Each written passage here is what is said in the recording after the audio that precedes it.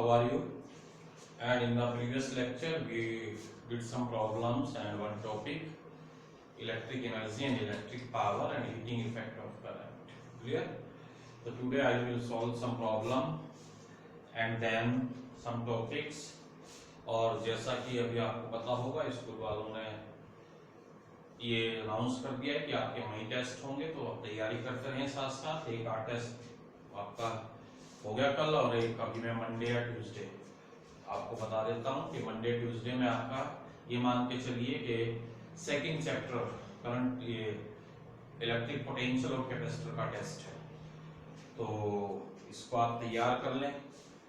क्या तारीख है आज आपकी हो जाएगी, यानी चलो ट्यूसडे ले लेता हूँ, ठीक है। तो सब बच्चे ट्यूसडे को तैयारी कर लें और अच्छी तरह इसकी पोटेंशियल और कैपेसिटर की, ठीक।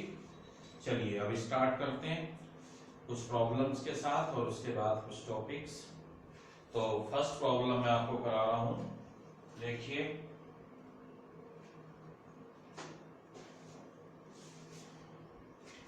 Question number 59। ये बोर्ड का ये प्रॉब्लम है इस तरह की।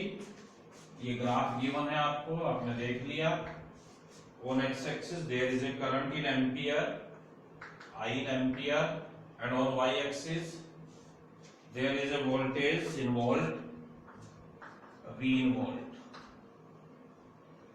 and 1.4, 2.8, 4.2, and 5.6. 1.4, 2.8, 4.2 and 5.6 volt is the voltage, and 0.5, 1, 1.5 and 2 ampere is the current. So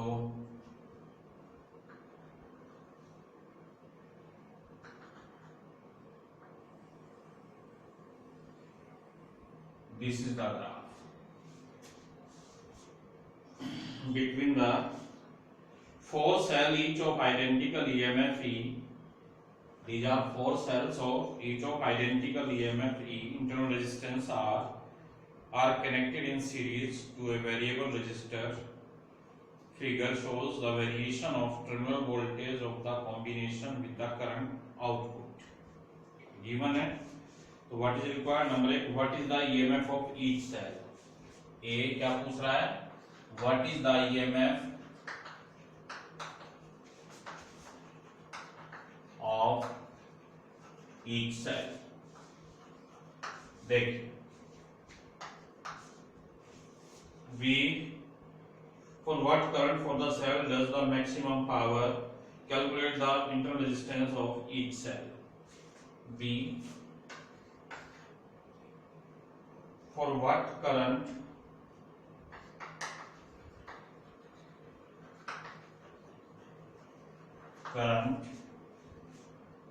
from the cell does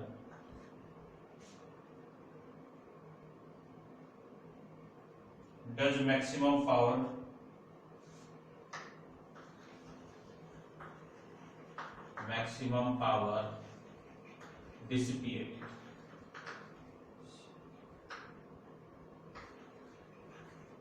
Dissipation occur in the circuit.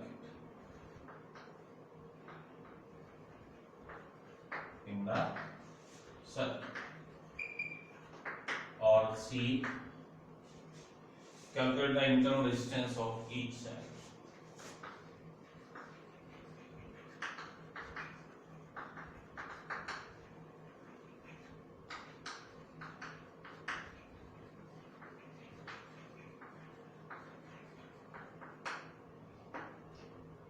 ये तीन चीज रिक्वायर्ड है बच्चों। क्या गिवन है? 4 cells each of EMF E। अब बोलिए पहला case, when I is equal to 0,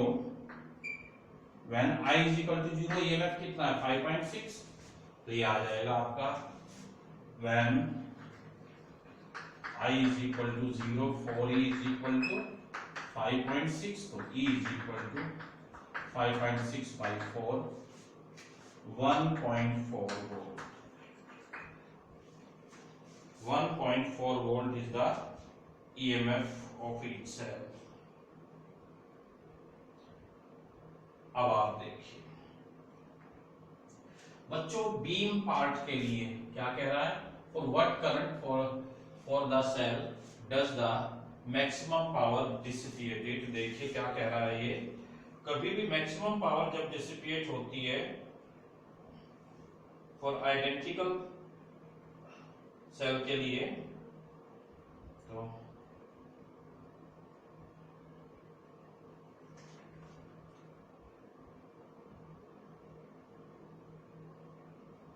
ये आ गया आपका 59 में। दूसरा केस,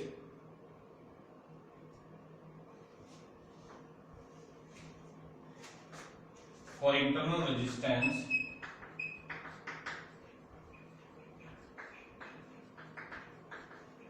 क्या आ जाएगा, R is equal to E by I maximum, E by I maximum, I mean 1.4 by कितनी है maximum current, 2 ampere, 0.7 Om.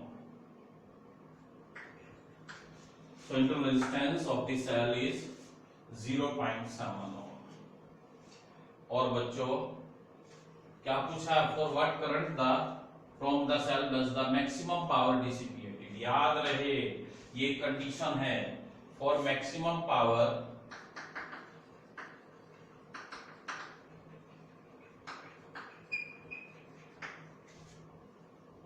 dissipation the internal resistance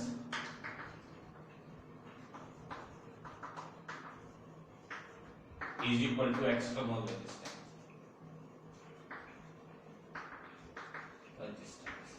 This is the condition, for maximum power the internal resistance should be equal to the external resistance। internal resistance कितना है circuit में, because there are 4 cells, तो 4R is equal to 4R हो जाएगा। तो यानी कि I is equal to E upon 4E upon 4R plus 4R, 4R plus 4R, ये आ गई आपकी E by 2R, because both are equal। 4R is equal to 4R, तो 4E upon 4R plus 4R, तो I is equal to 4E upon 8R बच्चों, E by 2R। So I is equal to E is how much, 1 by 4 upon 2 into 0.7, I mean 1.4 by 1.4 is equal to 1 ampere। So this is the maximum power dissipation की current हो जाएगी। दोबारा समझिए क्या कह रहा है, वो आपसे ये कह रहा है कि ये ग्राफ गिवन है सर्किट में आपको प्रॉब्लम में कि this is the x axis and on the axis there is a current 0.5 ampere, 1 ampere, 1.5 ampere and 2 ampere, and on y axis there is a 1.4 volt, 2.8 volt, 4.2 volt and 5.6 volt। अब देखिए सबसे पहले क्या पूछा है, what is the EMF of each cell। there are 4 cells in the circuit, when I equal to 0, जब I 0 होती है तो याद करो V equal to E minus IR से क्या आ जाएगा, 4E is equal to 5.6। तो when I equal to 0 तो 4E is equal to देख लीजिए कितना का 5.6, because there are 4 cells are connected in the circuit, तो E is equal to 5.6 by 4, 1.4 volt। for external resistance आप बताइए, अच्छा ठीक है अब बोल बता, फॉर इंटरनल रेजिस्टेंस R क्या होता है, E upon I maximum. E कितनी है 1.4, I मैक्सिमम 2, ये बात, ये कंडीशन याद रखने की। क्या आगे 1.4 by 2 0.7 ohm, internal resistance of each cell is 0.7 ohm बस। और एक ये कंडीशन, इसलिए मैंने न्यूमेरिकल आपको पढ़ाई है, for maximum dissipation of a power always internal resistance of the cells must be equal to the external resistance of the circuit। तो the internal resistance should be equal to the external resistance. Internal कितना 4R, 4 cell है तो external भी 4R होगा।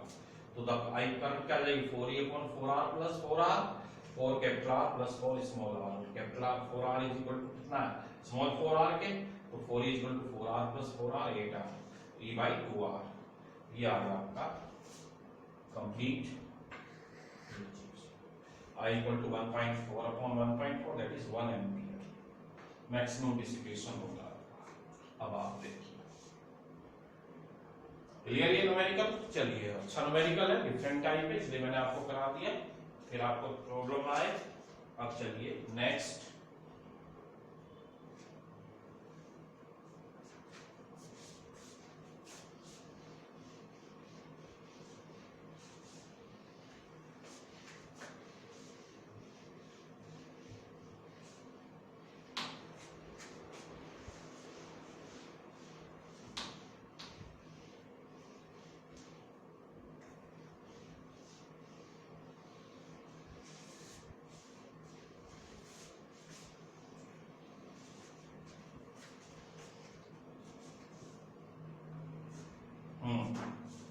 Next numerical 61st करा देता हूं, simple सा न्यूमेरिकल है। ये this is a 12 volt battery and this is the resistance and this is also resistance R। This is 500 ohm, R ohm, 12 volt and there is a galvanometer G for galvanometer and there is a battery of 2 volt। क्या कह रहा है समझिए। The galvanometer in the circuit gives no deflection, find the value of R, battery of resistance is less। तो क्या कह रहा है, यानी कि this does not give any deflection, तो इस सर्किट की करंट कितनी है 0। इस बात ने आपको क्या बेनिफिट दिया ये सोचने की जरूरत है। टोटल वोल्टेज 12 वोल्ट, यहाँ 2 वोल्ट इसके पैरेलल में है। अगर इधर करंट नहीं आ रही तो voltage drop due to this also 2 volt. क्यों बच्चों, देखो ऊपर इसकी तरह यहाँ पॉजिटिव तरह काम करेगा, इधर नेगेटिव हाई पोटेंशियल है लो है। अगर इधर 2 वोल्ट है, अगर ये इसमें रीडिंग 0 है तो यहाँ भी 2 वोल्ट का पोटेंशियल ड्रॉप है, ये बात ध्यान देने की है। बस ये इसमें बेसिक समझने की जरूरत थी। छोटे सी एक पॉइंट है, अगर ये पॉइंट आपके दिमाग में रहेगा तो आप 1 मिनट में इस प्रॉब्लम को सॉल्व कर देंगे। If there is a 2 volt battery और इसमें कोई करंट नहीं है तो इसके क्रॉस भी, क्योंकि इसके पैरेलल में है तो इसके क्रॉस भी 2 वोल्ट पोटेंशियल ड्रॉप है, तभी इसकी रीडिंग 0 आई। बस अब तो V = IR से निकाल दीजिए। अब बोलो तो इसमें कितनी वोल्टेज बची, V 500 की वोल्टेज कितनी आ जाएगी 12 - 2 10 वोल्ट। समझिए 12 वोल्ट टोटल है, 2 वोल्ट इसने कंज्यूम कर ली तो इस पे कितनी बची 12 - 2 10 वोल्ट। तो I = V/R से बोलिए 10/500, I = 1/50 एम्पियर। और V = IR से आपको पता है यहाँ भी कितनी है 2 volt and using V = I capital R, यानी कि वोल्टेज अक्रॉस रेजिस्टेंस R कितनी 2 volt is equal to I 1/50 into R। So R is equal to 2 into 50 100 ohm। तो the resistance this one is now 100 ohm। तो आप clear हो गया कि मैंने प्रॉब्लम कराई आपको, क्योंकि if there is no current in this branch तो इसका मतलब क्या हुआ कि जो वोल्टेज यहाँ है वही वोल्टेज यहाँ होगी। ये 2 वोल्ट है तो ये भी 2 वोल्ट, यानी कि रेजिस्टेंस के क्रॉस कितनी है R के क्रॉस 2 वोल्ट। तो बची कितनी 12 - 2 10 वोल्ट, इसके इसने कितनी ड्रॉप कर दी 10 वोल्ट। तो I = V/R, तो 10/500, तो I = 1/50 and using VR = IR, तो बस 2 = 1/50 तो R = 100 ओम। तो इसका रेजिस्टेंस कितना 100 ओम है। चलिए अब एक प्रॉब्लम और करा देता हूं मैं, ग्रुपिंग ऑफ सेल की बच्चे कह रहे थे। क्वेश्चन नंबर 64 कराता हूं, बीच के आप ट्राई करेंगे, डाउट होगा तो मैं बता दूंगा। क्वेश्चन नंबर 64 क्या है देखिए।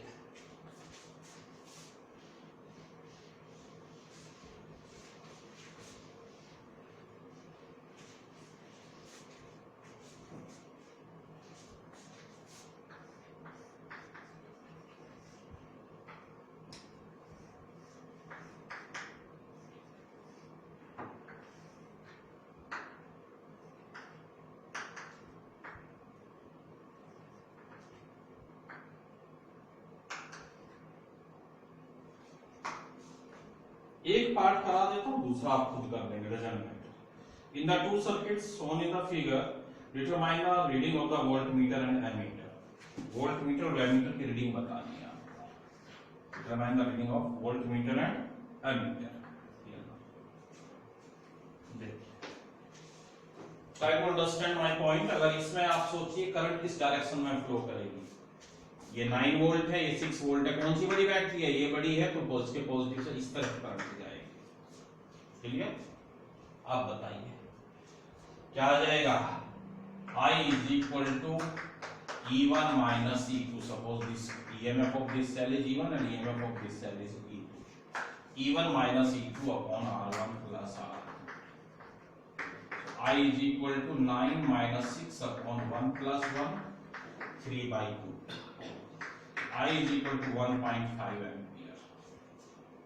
होगा क्लियर? तो करंट इन द ब्रांच और in this circuit is 1.5 ampere. अब एक बड़ी जबरदस्त बात है बच्चों समझने की, बड़ी बैटरी है, इसके रिगार्डिंग जो V निकालेंगे, V जो 1 के निकालेगा E माइनस आई आर, बोलिए E माइनस आई आर 1 क्या आ जाएगा? 9 minus 1.5 into 1, 9 minus 1.5 7.5 volt, 7.5 volt. अगर हमें उसके लिए स्टडी करना है, सोचिए V2 क्या आएगा? E2 plus IR2, 6 plus 1.5 into 1, 6 plus 1.5 also 7.5। ये बड़ा इंपॉर्टेंट पॉइंट है, समझिए जो मैंने बताया।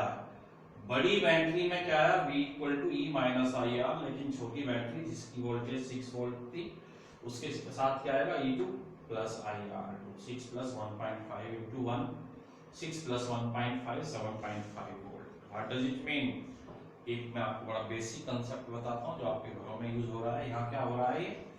ये बैटरी 9 वोल्ट वाली 6 वोल्ट वाली बैटरी को चार्ज कर रही है, तो ड्यूरिंग चार्जिंग क्या बताया था? V equal to E plus IR।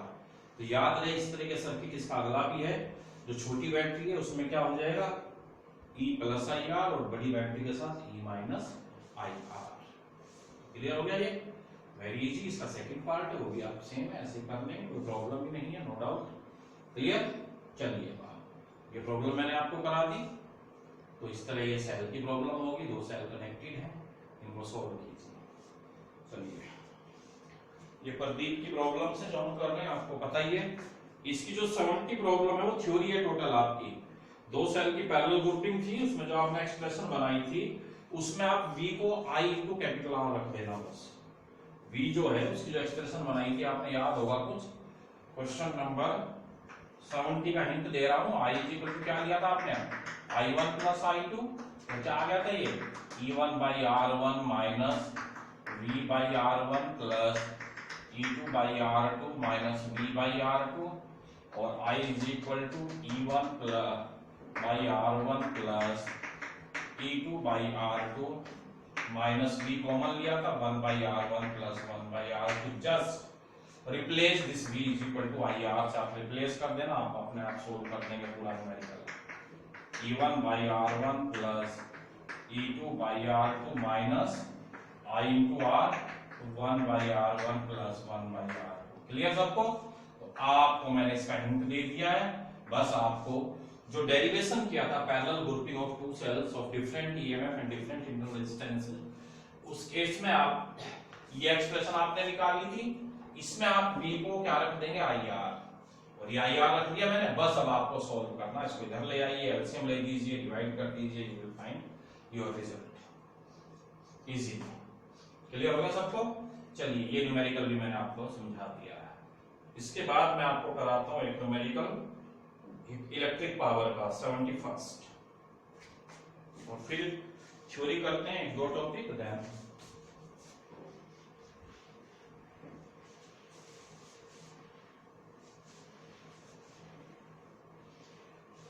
और मोस्ट प्रोबेबली आपके मेन टेस्ट होने वाले हैं, तो हर बच्चा तैयारी करे, मेहनत करे। देखिए, a generator is supplying power to a factory by cable of the resistance 20 ohm.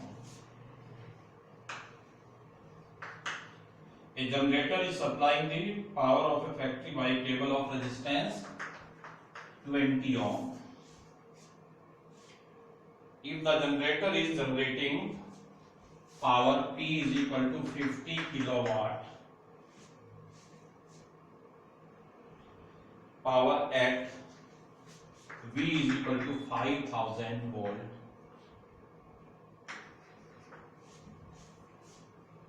what is the power received by factory? What is the power received by factory? सोचिए ये क्या क्वेश्चन है। अगर ये पावर जनरेट यहाँ हो रही है और यहाँ फैक्ट्री है, तो यहाँ से यहाँ तक लाइट जाएगी आपकी थ्रू कनेक्टिंग वायर, तो इन वायर्स में से जब फ्लो करेगी आपकी इलेक्ट्रिसिटी, तो यहाँ भी कुछ इलेक्ट्रिसिटी का लॉस होता है इन द फॉर्म ऑफ हीट और रेडिएशन। तो उसकी बात कर रहा है, अगर यहाँ 5 किलोवाट प्रोड्यूस हो रही है तो यहाँ कितनी पावर आपको मिलेगी। क्यों? सिंपल सी बात है, ये केबल जो है, जो आपकी वायर है, ये कुछ हीट लॉस कर देगी। तो अब निकालिए using P is equal to VI, power कितनी है 50 kilo 1000, I is equal to P by V हो जाएगा, by 5000 is equal to I. So the current is flowing through these is 10 ampere. तो हीट लॉस का formula, heat loss याद करो, H is equal to I square R, और second आ जाएगी I square R, I mean 10 square into 20. So loss 100 into 20, 2000 और 2 kilowatt. Very easy. कितनी produce हो रही है 50 वाट, 50 किलोवाट, 50 किलोवाट, और कितनी लॉस होगी 2 किलोवाट। तो factory will receive P dash is equal to P minus H, I mean 50 minus 2, 48 kilowatt power will be received by the factory. दोबारा समझ लीजिए, the power generated by the power station 50 kilowatt and the wire resistance is 20 ohm, जिसके through cable के through electricity जाती है। आपके घरों के बाहर आपने देखा तारें पूरी पड़ी हैं, तो उन तारों में से जब इलेक्ट्रिसिटी पास होती है तो काफी कंजम्पशन यानी कि काफी लॉस हो जाता है, कंज्यूम कर लेती है इलेक्ट्रिसिटी, और they convert your electrical energy in the form of heat and radiations. तो यूजिंग बस x 5000 वोल्ट, तो using P equal to VI से कितनी करंट फ्लो करा रही है 10 एम्पियर, इन वायर में से 10 एम्पियर करंट जा रही है। रेजिस्टेंस कितना है 20 ओम, तो हीट लॉस कितनी हो जाएगी I square R, 10 square into 20, 2 kilowatt loss हो जाएगा। तो only 48 kilowatt will be received by the factory. चलिए, ये मैंने आपको कुछ न्यूमेरिकल कराए सब तरह के, अब आप खुद ट्राई करेंगे, जो डाउट होंगे फिर मेरे को भेजेंगे और तैयारी करो। चलिए नेक्स्ट, अब हम शुरू करते हैं अपना नेक्स्ट टॉपिक। एक्चुअली बच्चों, अगर आप हेल्प बुक देखें तो this unit is divided into 2 chapters. ये जो यूनिट है 2 चैप्टर्स में डिवाइडेड है। First is the electric current and second one is the electrical measurements. क्या है इलेक्ट्रिकल मेजरमेंट।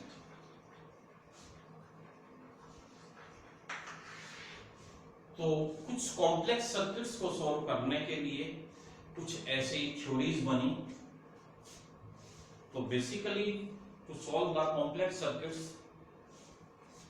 कुछ लोगों ने स्टडी किया, कौन कौन? किरचॉफ्स ने, व्हीटस्टोन ने। तो सबसे पहले जो आपका है इसमें टॉपिक वो क्या है? किरचॉफ्स लॉज, यानी कि सोच लीजिए कुछ कॉम्प्लेक्स सर्किट, अनडाउटली कोई नई चीज नहीं है, लेकिन सर्किट को सोल्व कैसे किया जाए। अब आप सोचेंगे कि ये सर्किट सर्किट सब क्या है। आप देखिए कि आपके घर में, जिस मकान में आप रहते हैं, बहुत बड़ी बात हो, बहुत बड़ी फैक्ट्रीज और बहुत बड़े मॉल और बहुत बड़ी इंडस्ट्री की तो बात छोड़ दीजिए, आप जिस मकान में रहते हैं उसके आधे कमरे में एक सर्किट है, बताइए आपको, जिसका आपका एक स्विच बोर्ड है, बैटरी, वो जो आपकी ट्यूब है, फैन है, एसी पॉइंट है, तो ये कंप्लीट सर्किट्स बन जाते हैं। तो इन सर्किट्स को आपको सप्लाई देनी होती है, मेन से आपके पावर एंटर करती है इलेक्ट्रिसिटी और वो फिर डिवाइड होती चली जाती है। तो किस तरीके से उसका बैलेंस बना के रखना है, कहाँ सीरीज में आपको देने हैं पॉइंट्स, कहाँ पैरेलल में देने हैं, तो ये सारा का सारा जो गेम है ये सब कुछ सर्किट्स के अंदर आता है। तो आपके घर में सबसे बेस्ट एग्जांपल है कि कितने सर्किट्स हैं। हर रूम एक अपने आप में कंप्लीट सर्किट होता है, उसके अंदर भी पावर पॉइंट अलग होते हैं। तो इसके हिसाब से आप सोचिए कि why the circuits are so important in our life, because in every case जो इलेक्ट्रिकल इंजीनियरिंग है उसका काम ही है कि इलेक्ट्रिसिटी का प्रोडक्शन और उसका डिस्ट्रीब्यूशन करना। तो आपके घरों में मैंने बता दिया हर रूम में कंप्लीट सर्किट है, तो उसको सोल्व करने का तरीका, उसका resistance, power, electricity, everything study करने के लिए, उस कॉम्प्लेक्स सर्किट्स को सोल्व करने के लिए हमें कुछ लॉ दिए गए। तो फर्स्ट क्या है? किरचॉफ्स लॉज और Kirchhoff's rule.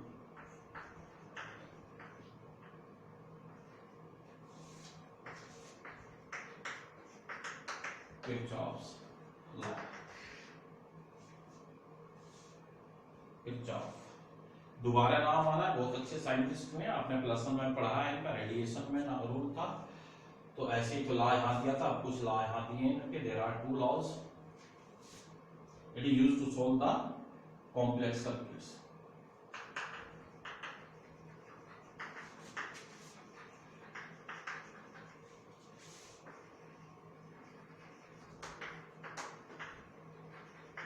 Circuits. There are two laws.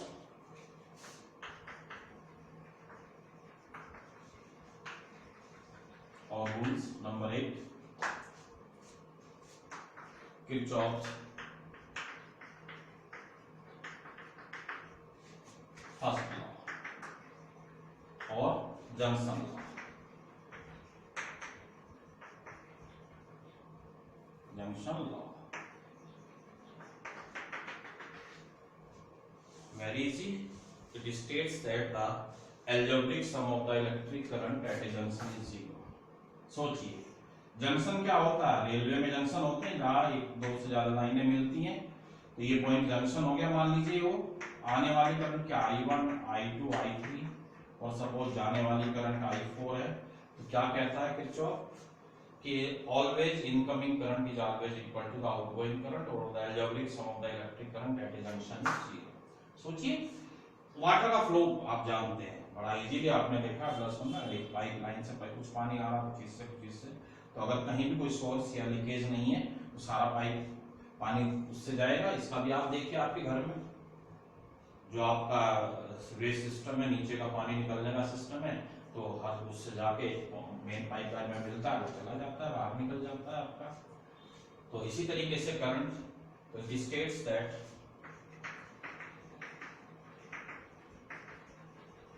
the algebraic sum of electric current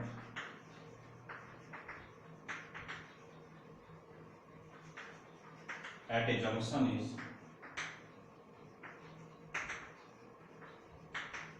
zero. That is, the incoming currents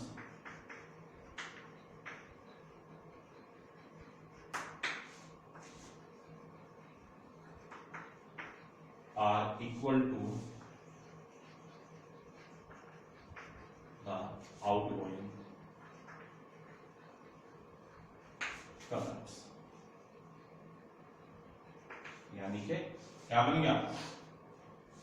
It states that at a junction the algebraic sum of electric current is 0, sigma I is equal to 0.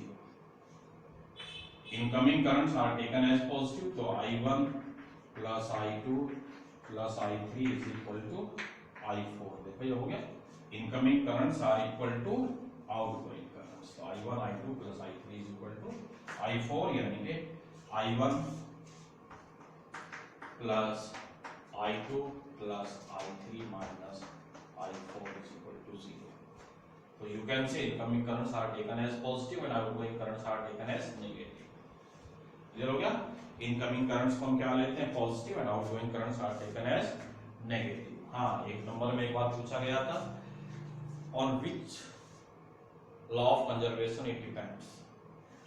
किस law of conservation पर depend करता है? It is based on the law of conservation of charge. It is based on the law of conservation of charge. तो ये बातें ध्यान रहे आपके. ये एक नंबर में पूछा था अभी 1-2 साल पहले बोर्ड ने कि किरचॉफ लॉ क्या है. स्टेटर किरचॉफ लॉ बहुत आते हैं एग्जाम में, इनके न्यूमेरिकल्स. और उसके बाद on which law it is dependent. Clear. तो ये हो गया आपका किरचॉफ फर्स्ट लॉ, यानी कि जंक्शन लॉ. क्या समझाया कि incoming current at a junction I1 I2 I3 are equal to the outgoing currents. मैंने इसको कैपिटल ले ली, स्मॉल ले ली, डजंट मैटर, इससे फर्क नहीं पड़ता, आपकी मर्जी है. चलो वहां कई जगह जो भी आपकी इच्छा है अप्लाई ले लीजिए.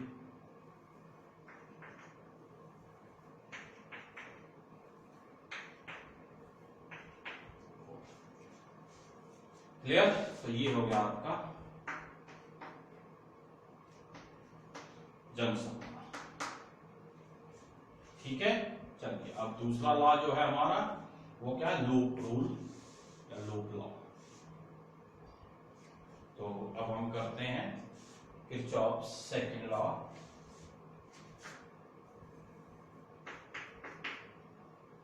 इसको हम क्या कहते हैं?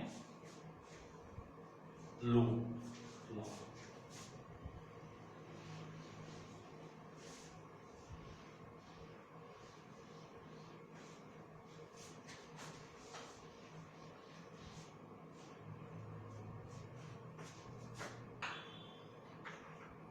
लूप रूल और लूप लॉ.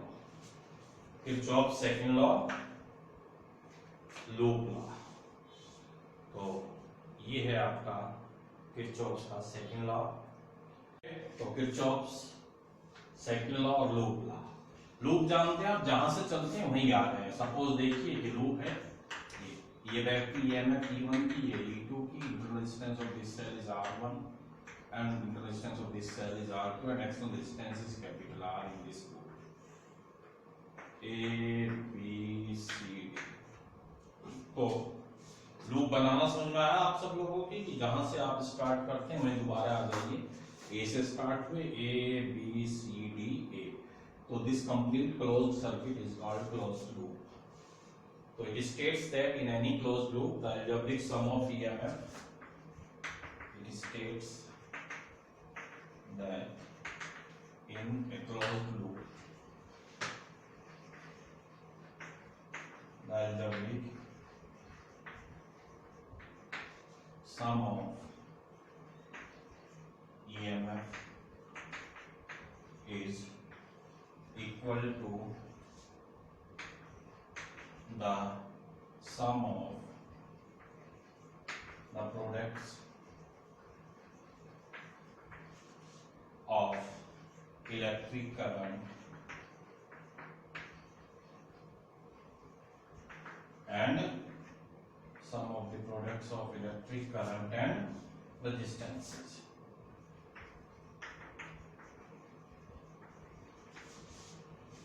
बेसिकली कुछ नया काम नहीं है. ओम्स लॉ को ही थोड़ा सा आपने एक्सपेंड कर दिया. Sigma E is equal to sigma IR. It states that the in any closed loop the algebraic sum of the EMF is equal to the algebraic sum of the current product of current and resistances. अब देखिए कि किसी भी close loop में सम of EMF, मान लीजिए कितना E1 और ये E2, अगर पॉजिटिव से नेगेटिव कनेक्ट है तो क्या होता है, एडिशन होता है। और करंट किधर चलेगी, like this I in anticlockwise direction. अब देखिए सम ऑफ ईएमएफ यानी कि E1 plus in loop A B C D, क्या लिखेंगे, in loop A B C D A, E1 plus E2 is equal to, अब देखो बच्चों, sum of these two EMF E1 plus E2 is equal to IR1 plus IR2, पूरे लूप में I current है, plus IR, यानी कि क्या आ जाएगा, IR1 plus IR2 plus I into R। ये तरीका होता है किसी भी लूप को सॉल्व करने का। E1 plus E2 is equal to IR1 plus IR2 plus IR। हाँ याद रहे, अगर करंट की डायरेक्शन सेम आ रही है, सबसे आगे हो लोग बहुत कुछ कहते हैं, कोई कहता है क्लॉकवाइज, कोई anti clockwise, no need to think. आप बैटरी जो बड़ी है सर्किट में उसके पॉजिटिव से चलिए और ऐसे घूमते चले जाइए, जब तक करंट सेम डायरेक्शन में रहेगी तो प्लस आता चला जाएगा, और करंट की अगर कहीं अपोजिट डायरेक्शन आ गई तो माइनस आ जाएगा। एक आध न्यूमेरिकल आएगा तो मैं सॉल्व करा दूंगा आपको, क्लियर। तो ये है आपका second law, in any closed loop the sum of the EMF E1 E2 is equal to the sum of the product of current and resistances IR1 plus IR2 plus E1 plus E2 is equal to IR1 plus IR2 plus IR। Suppose करो ये इनका same terminal जुड़े होते हैं, तो idea दे देता हूँ, अगर ये दोनों टर्मिनल ऐसे जुड़े होते हैं बच्चों E1 और E2, क्लियर, और ऐसा होता है एक्सटर्नल रेजिस्टेंस R1 R2 और ये करंट आई, तो क्या आ जाता, E1 minus E2 is equal to IR1 plus IR2 plus IR। अब ये हो जाता E1 minus E2 is equal to IR1 plus IR2 plus IR। तो ये तरीका है आपका लूप को सॉल्व करने का।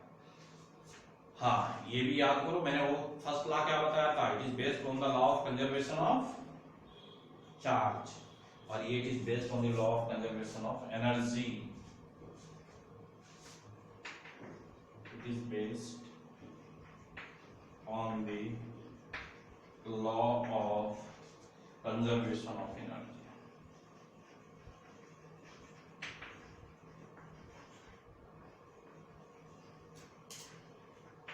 Law of conservation of energy. आप सोचेंगे एनर्जी कहां से आई इसमें, बच्चों वोल्टेज क्या होती है और ईएमएफ, एनर्जी तो होती है वर्क डन। आप देखें पूरी फिजिक्स में पढ़ते हैं क्या, फोर्स, एनर्जी, वर्क, पावर, और है क्या।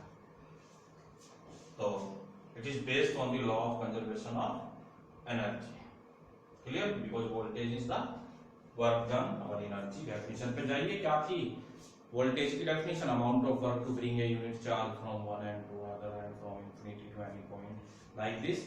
तो ये है आपके किरचॉफ के दोनों लॉ, वेरी इंपॉर्टेंट, बहुत इंपॉर्टेंट है, इनके ऊपर क्वेश्चन बोर्ड में आता ही आता है। तो पहला लॉ क्या था, law of first law junction law, algebraic sum of the current at a junction is always zero. और second law it states that the algebraic sum of the EMF in a closed loop is equal to zero, और algebraic sum of the EMF is equal to sum of the product of current and resistances, clear. ये आ जाएगा आपका Kirchhoff second law, ठीक है। चलिए एक problem इसकी तो मैं समझा देता हूं, उससे फिर आप ट्राई करेंगे किरचॉफ लॉ के न्यूमेरिकल्स, और मैं आपको संडे के दिन के लिए दे दूंगा ये काम, जो डाउट होंगे वो भी करा दूंगा आप लोगों को। चलिए देखिए,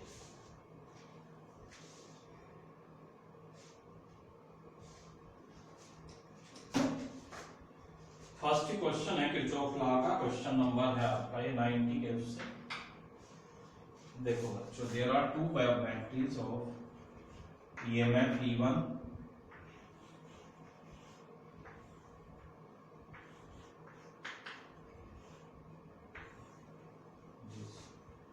E1 12 volt and this is R1 2 ohm, clear। 12 volt, 2 ohm.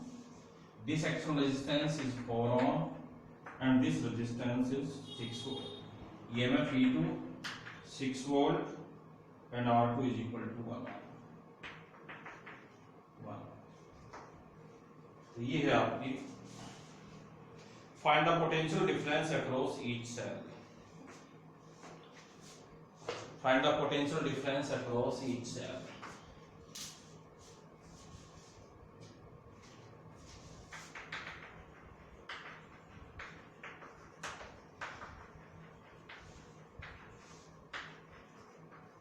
देखिए समझिए, E1 12 वोल्ट की बैटरी है, इसका रेजिस्टेंस R1 है 4 ओम, ये 6 वोल्ट का. ये बेटे पॉजिटिव से करंट चलेगी I1, यहां से ऐसे चली जाएगी I1 और ये चलेगी I1. अब देखो तो I1 याद रहे अपने लूप की, जो करंट यहाँ वो यहाँ है तो कैसे होगी, जो यहाँ से आई ऐसे जाके ऐसे आ जाएगी. और यहाँ से मान लीजिए कितनी चली I2, ये भी I2 जाएगी ऐसे, I2 इस ब्रांच में, सॉरी I2 इधर. तो देखना जरा I1 current, distribution of current समझ लो पहले कि यहाँ से पहली बैटरी से I1 करंट चली ऐसे घूम के अपनी करंट अपने अंदर लेके वापस. सेकंड बैटरी से ये करंट चली और ऐसा आकर वापस आ गई. तो इस ब्रांच में कितनी करंट होगी, I1 plus I2. Total current कितनी हो जाएगी, I1 प्लस I2. क्लियर होगा सबको. ये तरीका है आपका पढ़ने का.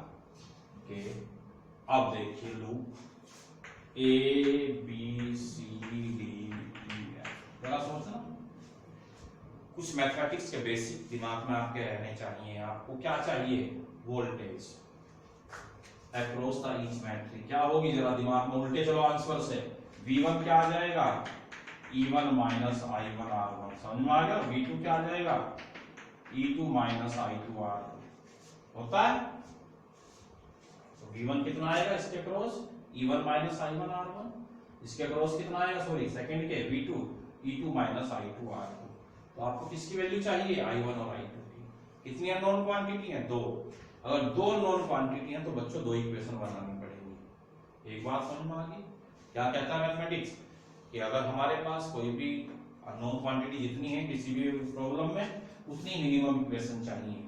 तो कितनी अननोन क्वांटिटी, I1 I2 2 हैं, तो 2 ही इक्वेशन चाहिए. अब बात तो ये क्लियर होगी आपको. दूसरी बात, कितने लूप है इसमें, देखो 3 लूप है इसमें, A B E F A, C B E D C. 2 तो ये हो गए, एक ये रहा A C D F A. 3 loop हो गए. चलो टेकिंग लूप. अब लीजिए लूप,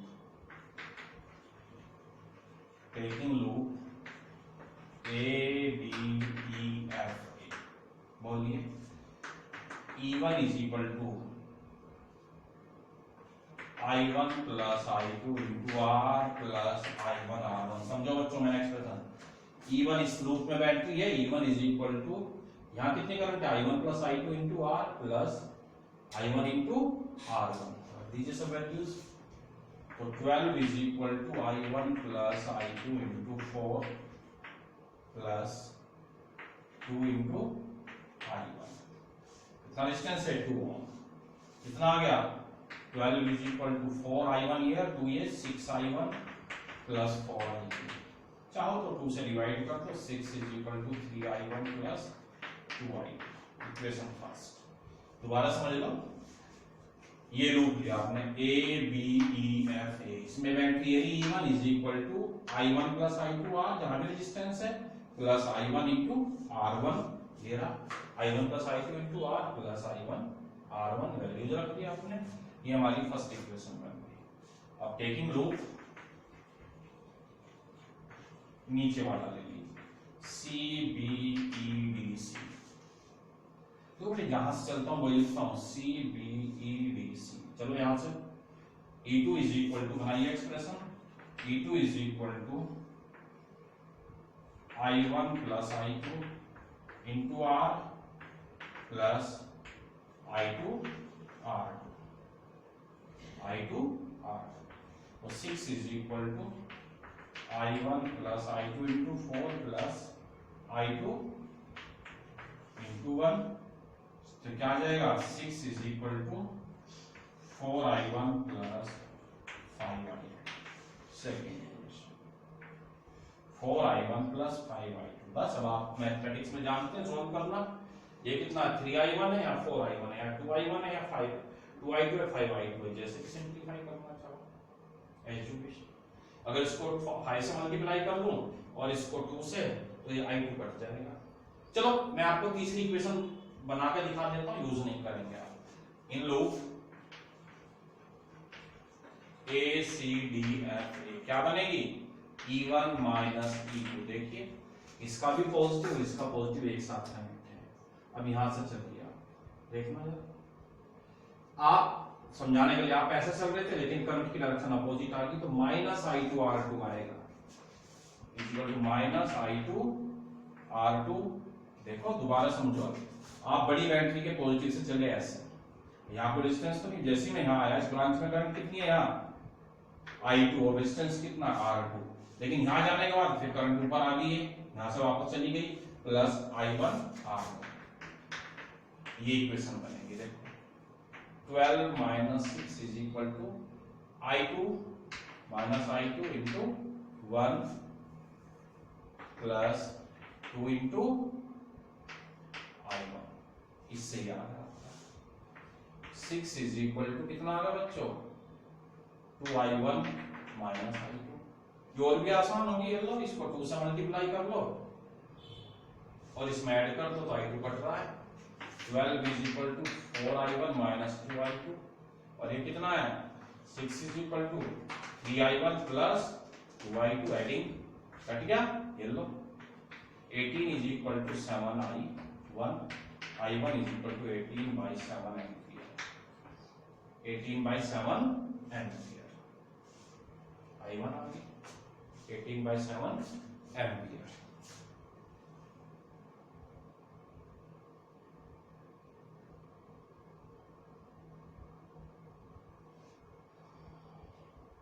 ठीक, आप बोल दीजिए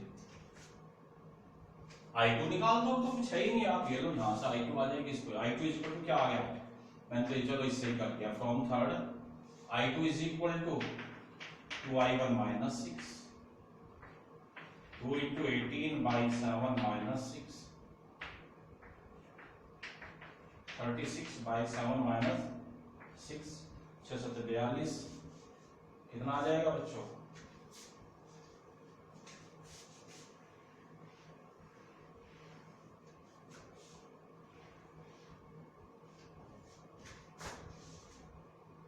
I2 is equal to 36 minus 42/7 minus कितने 6/7। अब आप कहेंगे सर ये माइनस साइन, बच्चों बहुत मजेदार कंसेप्ट है कि अगर आपने करंट की डायरेक्शन ये ले ली और ये माइनस में आ गया तो करंट की डायरेक्शन इसके अपोजिट है, यानी कि माइनस साइन का मतलब direction of current is opposite, जो आपने ली उसके उल्टी आ रही है करंट की डायरेक्शन। अब आप निकाल दीजिए, क्लियर हुआ। अगर ये नेगेटिव साइन आ गया तो इसका मतलब आपने करंट I2 की डायरेक्शन ये ली थी, तो इसमें करंट की डायरेक्शन I2 की ये है डाउनवर्ड, यानी कि ये बैटरी डोमिनेट करके इधर भी करंट पहुंचा रही है और इधर भी पहुंचा रही है। तो ये चीजें आपको क्लियर होनी चाहिए फिजिक्स में। तो ये है आपका, अपने आप ही देखो साइन उल्टा आ गया उसका डायरेक्शन के कारण, क्लियर हुआ। अब बोलो V इक्वल टू कितना आ जाएगा, V1 is equal to E minus I1 R1, ये लो E1 12 minus I1 is how much 18/7 R1 2, तो V1 is equal to 12 minus 36/7, तो V1 कितना आ गया 12 into 7 minus 36/7 84 minus 36 84 minus 36 कितना हो गया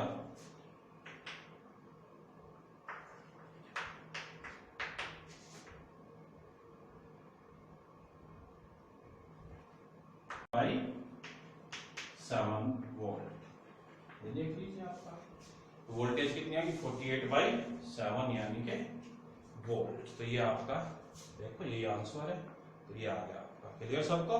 तो 48/7। अब देखो मजेदार बात है, यहां भी देख लो कितनी आ रही है ये आपकी, यहाँ जो करंट आएगी उससे कर लो, यही आएगी I1 minus I2 into R आएगी। हर ब्रांच में 48/7 यानी कि पैरेलल में यहाँ भी 48/7 वोल्ट, यहाँ भी 48/7 वोल्ट और यहाँ भी 48/7 वोल्ट ही आएगी, यानी कि 6 प्लस I2 आ जाएगी आपकी, 6 प्लस I2। I2 कितनी आ रही है हमारी -6/7, तो भी वही आएगी आपकी, ठीक है। तो इसीलिए क्लियर हो गया सबको। वोल्टेज निकालनी, हीट निकालनी, I² RT I1 plus I2² RT कर दो, जो भी आपको निकालना तो आप निकाल सकते हैं। तो ये मैंने आपको एक किरचॉफ लॉ का न्यूमेरिकल करके दिखा दिया। डाउट आप ले लेंगे तो मैं फिर करूंगा सॉल्विंग। Okay, thank you. आगे करते हैं फिर कल, तैयारी करो सब ध्यान से।